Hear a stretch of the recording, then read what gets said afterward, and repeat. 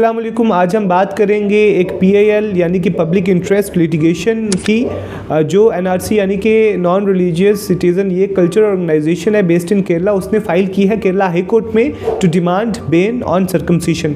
जो लोग सर्कमसिशन का मीनिंग नहीं जानते, तो सर्कमसिशन यानी कि खतना, ये एक सर्जिकल प्रैक्टिस है मुस्लिम्स में, जिसमें सर्जिकली जो आउटर स्किन कवरिंग होती है मेल जेनिटल ऑर्गन की, उसको रिमूव किया जाता है। तो ये जो ऑर्गेनाइजेशन है, कल्चर ऑर्गेनाइजेशन है, इनके मुताबिक ये बहुत क्रूअल एक्टिविटी है और इसको बैन किया जाना चाहिए एज़ अर्ली एज़ पॉसिबल।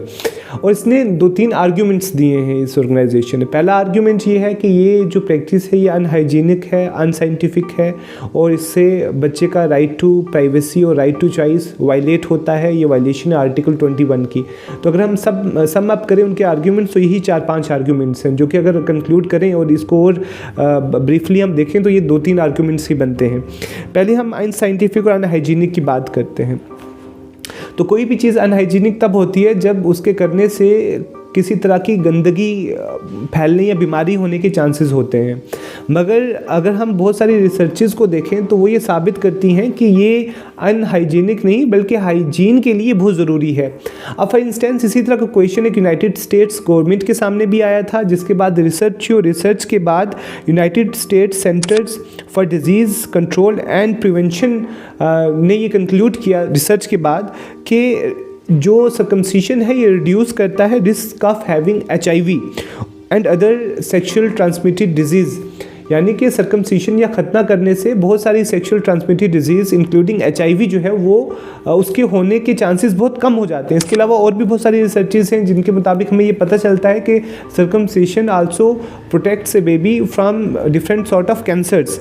तो ये जो अनहाइजीनिक और अनसाइंटिफिक है, ये इनको क्यों ऐसा लगा? शायद इसलिए लगा क्योंकि because it claims it to be a non religious citizen.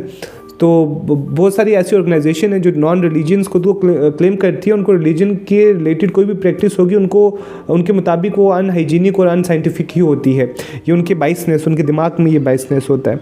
दूसरा जो आर्ग्यूमेंट है वो ये है कि it violates right to choice of a child.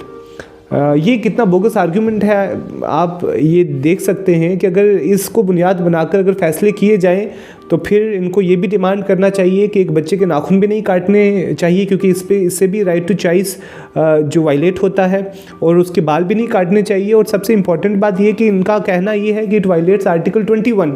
Article 21 में एक जो राइट है वो राइट टू प्राइवेसी का भी है। आप एक बच्चे को उसकी परमिशन के बगैर नहा कैसे सकते हैं? अगर राइट टू प्राइवेसी और राइट टू चॉइस वायलेट हो रहा है तो आप उसकी परमिशन के बगैर नहाएं ही ना। आप अपने बच्चों को जो है वो 20-20 साल तक, 18-18 साल तक, 16-16 साल तक जो है वो बिल्कुल ना नहलाएं, और जब वो इस काबिल हो जाएं कि वो आपको कंसेंट दें तो फिर नहलाइएगा। तो this is all about this petition या PIL। अगर मुझे लगता है कि जो आर्ग्यूमेंट्स हैं उन आर्ग्यूमेंट्स की बुनियाद पर ये जो PIL है ये डिसमिस होनी चाहिए with cost. Thank you so much. ये था सर्कमसिशन के बारे में। Will meet with another topic in next episode. Thank you so much.